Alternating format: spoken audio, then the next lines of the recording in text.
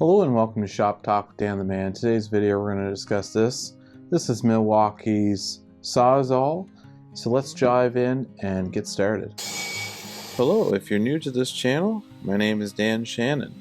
I enjoy woodworking as a hobby and being out in the shop. On this channel, dive deep into my shop as we explore tools and tool reviews, as well as chatting about everything related to woodworking. If this grabs you by the tool belt, please subscribe to my channel if you want more videos like this.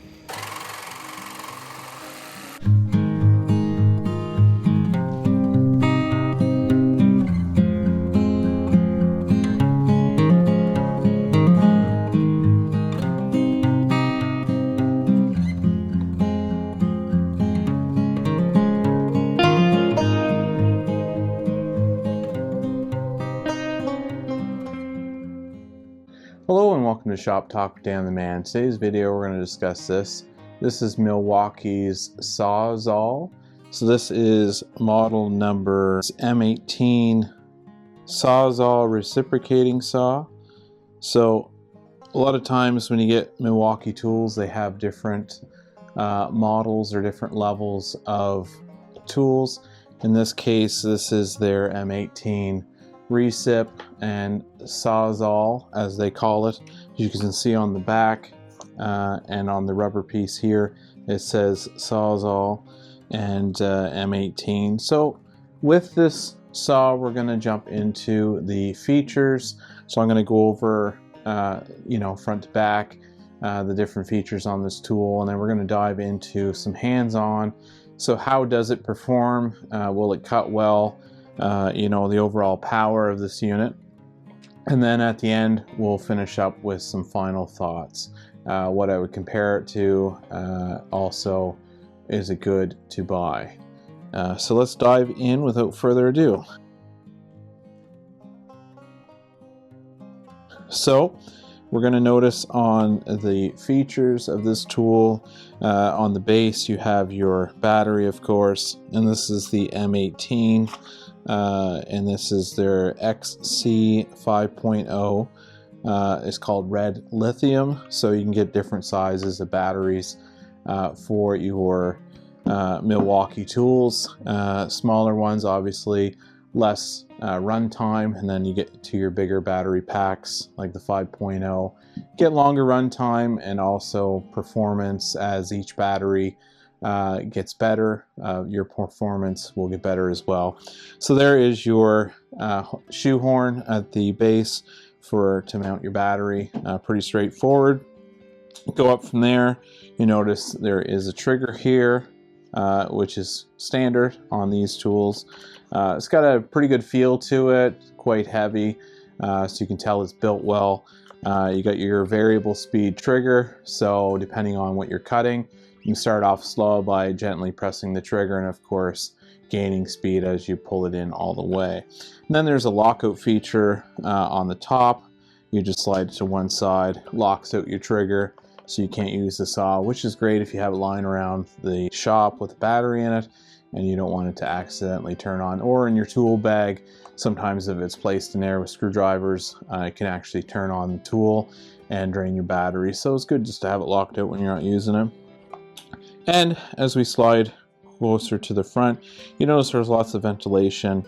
There's your motor, and then ventilation on front and back for airflow. So these saws, after using them for hours at a time, especially if you're doing demolition, this has some drywall dust on it. So it was used recently just to cut through a wall. So you're going to notice lots of heat buildup. So it's great that Milwaukee has their motor blower cut out so the air can blow and then your heat can dissipate. As we move closer to the front, you'll have this really nice rubber grip, which is great if you're holding it for a long period of time, and also helps with vibration. So when you turn on the saw, it does vibrate a lot. So when your hand's here on this rubber compound, it seems to cut down on the vibration. So that's a really nice feature that this Sawzall has. Now as we move closer to the front, there's a lock and unlock. So you just twist pretty much your typical lock and unlock for your blade. You just use this slider, you slide it to one side and drop your blade in through the front, and then bring it back down and it will lock in place. And then you can flip your blade around as you're using that, and I'll show you that in the hands-on. And then you also have your straight edge here, so as you're cutting a board and you want it to keep a straight cut, you can line that up, and it also keeps it stable on the board. So if this wasn't here, you'd have your blade, and of course it rocks back and forth, and if you didn't have that kind of a bumper stop to keep the saw from moving, you would be all over the place with this tool, because it has lots of power. But that's great to have that shoe on the end. And it also pivots, so depending what angle you're cutting on your board, it'll pivot to those particular angles. So I really like that. That's a great feature. Now I didn't notice there's no adjustment on the front here. Usually there's a cutout for an Allen key, so you can extend this unit. I do not see any spot where you can do that on this tool, but that would be a nice feature to have. It's not mandatory, but it would be a great feature to slide this ahead. If you had a longer blade and you were cutting through some smaller material, you can move this ahead and cut it. But you know, it does the job, and it does exactly what it's meant to do. So that's pretty much that for the features. It says M18 on there. Pretty straightforward. Nice little grip on the back here as well. They do a good job with their grip on their tools. And yeah, so let's jump into the hands-on of this tool. I'll show you how to remove the blade and take the blade off this. Like I said, it's kind of a universal setup, but I'll still go over that. And yeah, so let's jump into the hands-on. Okay, so we're starting into the hands-on. I just wanted to go over the blade feature, so locking it in and unlocking it. Now, when it comes to blades, your tool, in a lot of cases, actually, I would say 98% of the case, is only as good as the blade attached. You have a really strong saw, a really powerful motor, but if you have a junk blade, it's going to represent that when you're cutting. So I got myself a variety pack. Now, these aren't the best blades out there, and the brand is called Sawzall. You can buy them on Amazon. But decent blades. But what I like about this variety pack is you have the different types. So you have everything from metal, and then PVC pipe, and then it moves its way up to you know, just wood, and kind of a universal blade that cuts through anything, and different lengths too. We get everything from a longer wood blade, and then of course you can get into a smaller wood blade. So depending on what you're cutting, how long it is, if you're cutting through 2x6, you want a longer blade just to gain that extra length. But if you're cutting, say, a 1/2 inch or an inch piece of wood, you don't need a whole lot. And it's better to cut with a smaller one for thinner material, just so the blade's not flopping around. Like say you're only cutting a small piece, this whole length of blade will be flopping on the outside of that material that you're cutting. So just a good heads up on that. So we'll grab the bigger blade just for a better visual. Slide that aside, grab your Milwaukee tool, and in this case I have the battery mounted. You can lock it out and turn the power off so that you can't have this running, but I always say better to remove the battery. That way there's no power and no possibility of getting the power. So you just grab your blade, bring it down to the top, and then you just slide this switch to the left. And then you brought your blade down until you feel it mount, and then you bring it, and then it's nice and locked in. So you can tell it's really in there, it's not coming out. And say you're cutting, say a wall, and you're coming down on the wall, and then you had to do an upcut, you know, from the back side. You can either flip this tool around could be a little awkward. So instead of doing that, you can just release this and turn your blade around, slide it back in, lock it in place, and then continue the cut. So like I said, preference as far as your cutting angle and kind of how you have it in your hands. But I'll turn it around sometimes. Other times I'll just flip the tool around and cut, depending on how much I'm cutting on the back side of that stud. But yeah, that's a great setup for the Milwaukee. All right, so let's go ahead and put it to wood and see how we make out.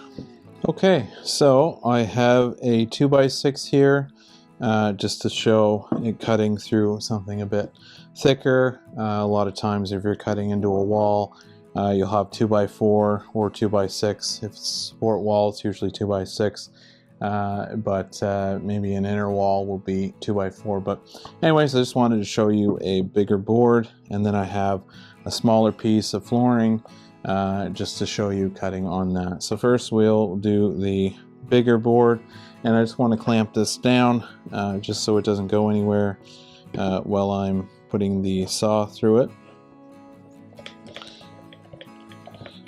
Clamp that down so it's nice and clamped. All right, and I do have a bigger blade on here, and as you can see, it's got great length to cut through this board. I don't want to put on a smaller blade just because, as you can see, that won't clear the end of this board, so I'd recommend using a longer blade. Once again, you assess the material you're cutting, and then of course you swap it for the blade that makes the most sense. All right, so let's fire this up. Before I do this, I'm going to put on some safety goggles. So now I have my safety glasses on. I can proceed with the cut. So you can either do it freehand, or if you want to have a less jerky cut, you can use your back plate to stabilize your cut. So preference, and depending on what you're cutting, use that. So like I said, we have the variable speed trigger, so you can start off, I have it locked in now, unlocked. Start off slow, and then you can work your way up to a full throttle. All right.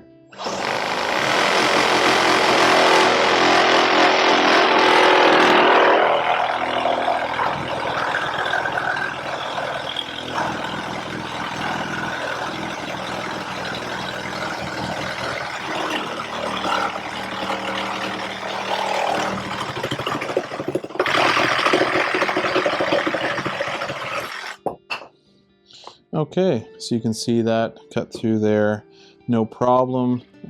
Heated up the blade a little bit, but it's not too bad. These blades do get quite warm, especially if you're cutting into nails and different metals. You definitely don't want to touch it after using it for quite a while. But you can see there, nice clean cut. I did use the metal on the end just to keep rocking the blade back and forth, and that's another thing that's good. You can put your weight into the saw and get different types of angle and put different kind of pressures on the end of this, just to allow it to bite into the material a bit more. All right, so that's the one piece that we cut through, the 2x6, which did a great job. And then we're going to cut this board. This is a 1/2 inch, so I'll bring this out a little ways. Make sure it's nice and sturdy. And then you're going to notice on this, the board is quite thin, blade is quite long. So if you wanted to, you could swap it out for a smaller blade just to get your size here. So I'm going to swap that out in this case. Either lock it or just connect the battery so that you can't turn it on. In this case, since I'm doing a quick switch, I'll just lock out the saw.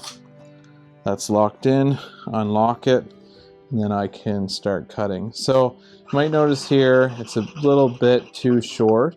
So if you do run into that, no problem. Have a shorter blade than the material. You can just come up from the top and score it that way. So let's do that now.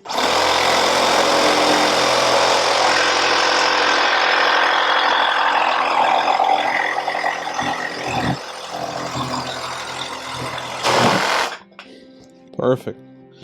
So that cut through there no problem. So you can see on the end, it was a very fast cut. I didn't cut the full length of the material. Instead, I went from the top and then cut across and then brought my blade down. So there's different techniques when using these saws. They're incredible. I use mine all the time. Okay, so my final thoughts on this Sawzall reciprocating saw, different names for it, but at the end of the day, you've seen how it performed, you've seen the features that this tool has, and I would say hands down, of all the different types of recip saws I've used Mastercraft, Ryobi, Milwaukee, Rigid, you get into Makita. My dad has a Makita one, so I've used all the different brands that have these recip saws out, and I must say, at the end of the day, it is preference slash need. So for the average person, this might be overkill if you're cutting maybe the odd board here and there. But if you're into a construction site, or if you're doing quite a bit of renovations on your home, this is definitely next level recip saw compared to, say, Mastercraft. Now, could you compare them side by side? I don't think that would be a fair comparison from a price standpoint, and also from a quality standpoint. These tools do offer very similar capabilities, but at the end of the day, you can just tell the overall weight to this saw is quite a bit heavier than a Ryobi or a Mastercraft model. So with that, more price and more capability long term, and of course your motor inside this unit based on your weight, it's been my experience that the heavier the tool, usually it's built better and will last longer. And myself, I have a Rigid recip saw that I use all the time, and up against this, I would say they're pretty neck and neck. If I'm already in the Rigid lineup and I already have the Rigid batteries, no different than the Milwaukee situation. If you already have Milwaukee products that are cordless, it would just make sense to lock onto one of these and try to wait for a sale if you can, just to save a few bucks. But I would say hands down, this will outperform anything that you need to throw at it. And of course, with your different blades, you can get metal, plastic, wood, kind of a general purpose blade, and different lengths as well for cutting the different sizes of product. So yeah, I would say, if you're in the market for a recip saw, this would definitely be my top 3 recips that I've used for quality build and overall aerodynamics, kind of how it feels in your hand, and also the power of cutting. So yeah, thanks for watching today's video. Please give me a thumbs up, and if you're not part of the Shop Talk family yet, please click on that subscribe button down below. I'd appreciate it. And also you can view more content like this as I roll out with new videos each week, and I have a kitchen reno I'm starting soon, so stay tuned for that. I'm going to dive into that in the next little while. So thanks for watching, and have yourself a great day.